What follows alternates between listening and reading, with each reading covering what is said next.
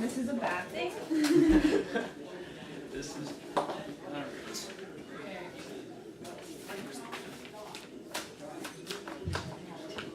I have 6 minutes.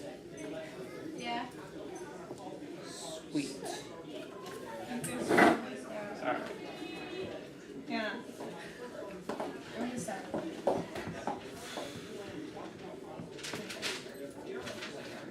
Oh, wait, that's the one. I know we did. We want the time overtime. It's okay. No, we thought that would be boring that you guys would remember it. Right? Anyway, so that starts. This starts at 8. And then it was that is. Well, your date, your justification. Okay. I can like draw a picture for you. Shut up.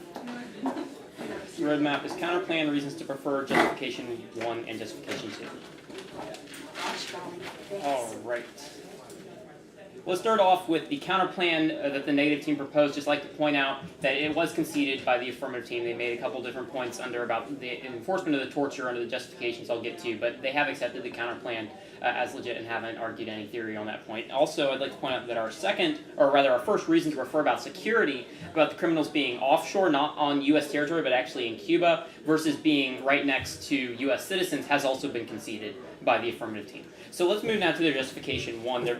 Under the justification 1, my partner argued that basically the countries that the affirmative claims are opposing Guantanamo Bay, they don't oppose the prison itself as much as they oppose what's actually being done there. Now, the affirmative came back with a rather interesting response. They said the counterplan doesn't solve torture. They said that we, as the negative team, have no method of enforcing these anti-torture restrictions, and so there's no guarantee that human rights are actually going to be protected by these criminals. But if you look at the counterplan, it actually uses the affirmative's own first 3 mandates to make sure that torture isn't, that people don't engage in torture and that human rights are prohibited. So if the affirmative has a problem with this counterplan protecting human rights, then I would turn this on themselves as a reason to vote against them. Because if we can't protect human rights by using their own mandates, neither can they. Now let's move down to my second point under their before I get to that, the affirmative also said under the first justification that basically we agree that the countries didn't oppose, or that Guantanamo Bay in and of itself isn't bad without the torture, but the problem is, according to the affirmative team, that it's a symbol of torture, and that these other countries will still see Guantanamo Bay's existence as a symbol of a lack of United States respect for human rights. So we as the negative have a simple solution for that.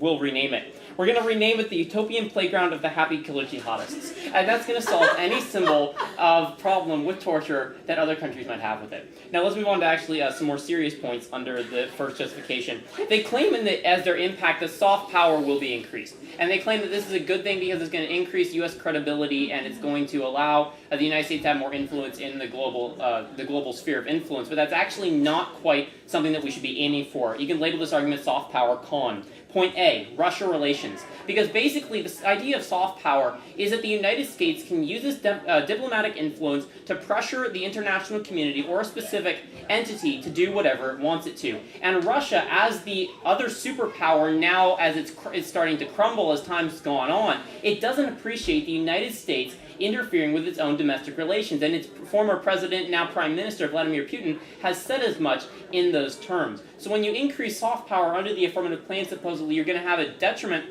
or rather a decrease, in the quality of U.S.-Russia relations, and considering the fact that Russia still has one of the largest nuclear arsenals in the world, that's not a good place to be with them as our enemy.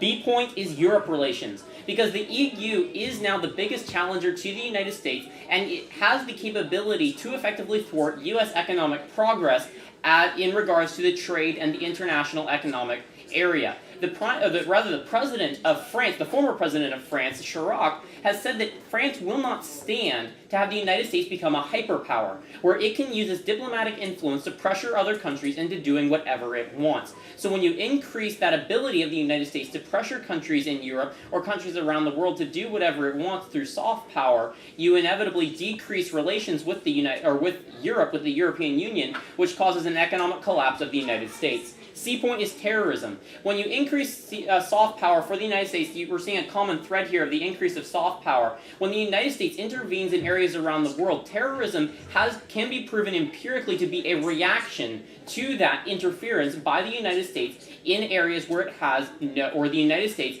has no business, i.e. Afghanistan, i.e. Iraq, where terrorists are living there, and that when they see the United States coming in and trying to impose Western ideology on an Eastern nation, they react to that, culminating in events like 9/11. D point is nuclear proliferation, because when the United States acts as a hyperpower in the world, when it has such a domination over the other countries see no other option but to try to build up their nuclear deterrent in order to come close to being able to stand up to the United States. In fact, it was the former Indian president that said that the United States, their hyperpower status in the world, has taught the lesson to other countries that they cannot go to war with the United States or stand up to the United States unless they have nuclear weapons. And so it's by the increase in soft power that the United States actually encourages the spread of nuclear weapons. The E and final point is that soft power is in fact self-defeating. Because if you look at history, every time a massive hegemon has come on the international scene, a counter-hegemon has also risen that inevitably destroys that first country. So if you posit the United States as the global power, where it can use its soft power to do whatever it wants, it's only going to encourage the rise of another power, i.e. China, i.e. India, that will destroy the United States' influence and create a multipolar world which ends up in global conflict. Well, with justification 1 addressed, let's move down to justification 2. They basically said that torture is illegal, or the affirmative basically said that torture is unethical, and we completely agree with this, and our counterplan solves for it. Their last point was talking about how only 30% of prisoners are guilty, and so we won't have overcrowding problems. U.S. prisons are already maxed out. We have no available space. Even if 30% of the people from Guantanamo come to the United States, it will result in the impacts of riots and prisoners actually being released. It is because Guantanamo is a net gain for the United States under the new torture restrictions, I would ask you to vote negative. What are we renaming it to? The Utopian Playground of Happy Killer Jihadists. Okay, could you explain? No. You don't need. I know.